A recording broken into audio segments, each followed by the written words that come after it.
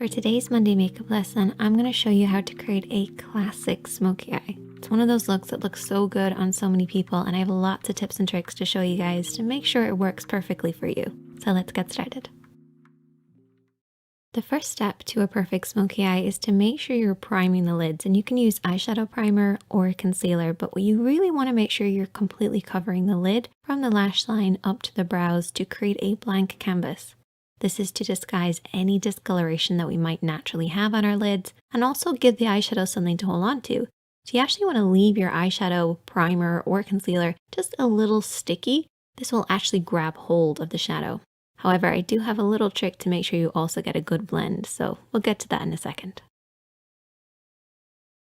With any eye makeup look, the main areas of the eye would be the crease area, and the crease area is really important in a smoky eye. If you think of what smoke is, it's that deep dark color that then fades into nothing, and the crease area is where that fading into nothing happens. The crease area is basically where the lid creases into the eye shape, but it stops just underneath the brow bone. And of course, you have the lid as well. And for a smoky eye, I actually divide the lid into an upper and a lower part. Now, as far as eyeshadows go, I've created a little smoky palette for us, and you want to adapt this to work with your own skin tone. So the first shade is what I refer to as the base shade. So this is very similar to your own skin tone, could be a little lighter. We then have our contour shade. This should be a few shades darker than your own skin tone. And then you have your mid-tone, and your mid-tone is probably the most important. A lot of people refer to this as the transition shade. This is somewhere in between the base and the contour. That's why I call it a mid-tone, because it's a middle tone. And then we have our smoky shadow. So our smoky shade is basically whatever type of smoky eye that you want to create. I'm going to create a black one. So let's get started with this look, taking a blending brush and our base shade. And this is my little trick to get that perfect blend. We're basically going to start at the crease of the eye and then work up underneath the brows. So you want to pack on this base shade to create a silky powdery effect, but avoid the lid. We want the lid to stay a little tacky from the concealer and the primer, but we want that crease to be really powdery, really easy to blend over. By applying that powder, we're basically going to create an easier, softer blend. Remember how I said concealer and primer gives the shadow something to hold on to? Well, this powdery base will make sure we have something to blend over, and that's how you get that perfect soft blend. Just make sure to avoid the lid, don't come down too far. Keep it from the crease right up to the brows. For the next step, we're going to keep with that same blending brush, and I haven't cleaned it off, and we're going to go in with our mid-tone, so our middle tone or our transition shade. And we're going to start over everything that we've already applied, but we're going to stop under the brow bone.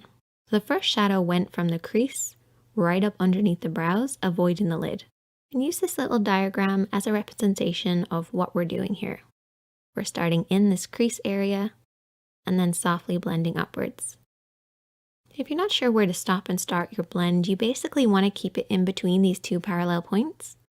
It looks really complicated, but it's basically using the edge of your eye, nose, and brow on one side and then creating a parallel line on the inner corner. If you blend outside the lines, don't worry because you can always clean up at the end. Just use this as a guide. Then we're going to take a clean blending brush, and I always keep a clean blending brush handy for every look, but in particular when you're doing a smoky eye. Go over everything that you've applied to soften out any harsh lines. No additional product needed, just soften out those lines. Now we're going to move on to applying the contour, and I need you guys to take a brush that's got a lot of control in it. So maybe a flat brush or a pencil brush or a brush like this, which is somewhere in between. It's one of my favorites. And picking up a little bit of that contour shade, which is one of the darker shades from this palette, we're going to apply this all over the lid area. So I want you guys to keep this just to the lid, bringing it up to where that mid-tone starts in the crease, but don't go beyond that point.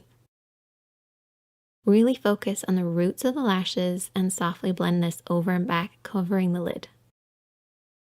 Try to avoid blending this up too high because that can ruin the look. You want to keep it nice and deep and low.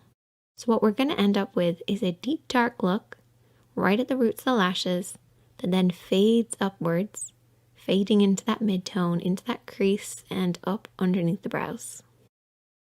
Next, I want you to take a small flat brush, something that you have the most control over. And I want you to take your smoky shadow. So whatever smoky shadow that you're using, I'm using black.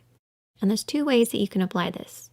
You can bring your hand down onto the lash line, or you can come at it straight on. As you can see, my hand is pretty much at the level of my nose as I'm applying this. I'm applying it using the lash roots as my guide, and follow the natural shape of your lash line. If you have your hand too low at this point, you're going to blend that black up too far. And I don't want you guys to do that. So try to keep it at around the cheek level, or bring your hand over the top and press downwards onto the lash line. Either way, just imagine that you're creating a liner look. Just coat right by those lashes and really pack it on there. Get in between those lashes, right onto that lash line. It's really important. We have to imagine that that black is coming from somewhere, so it has to start really dark at the base. Now for shaping wise, I like to have it slightly thicker just in the center. It's almost like an oval shape. This will create that classic round shape that you get with a smoky eye. So it's slightly tapered on the inside and the outside, and highest in the middle. Before you go any further, what I want you to do is take your fingertip and really press on that pigment. Push it right at those lashes. No smudging, no blending, just pushing that on there. This will remove any fallout while also making sure we're really packing that pigment right at the roots of the lashes. Once you've done that, you can then take your small blending brush or a pencil brush and softly and lightly smudge this out. Watch for your hand placement here. What I want you guys to remember is that if your hand is low, your blend will be high. And that's good at the start because we want to bring that black from the root of the lashes upwards to about the halfway point of the lid. But if you keep your hand this low throughout the entire smudging process, you're going to end up pushing it up too high. Bring that brush slightly upwards. As you start to smudge, regain control over that brush and very softly sweep over and back.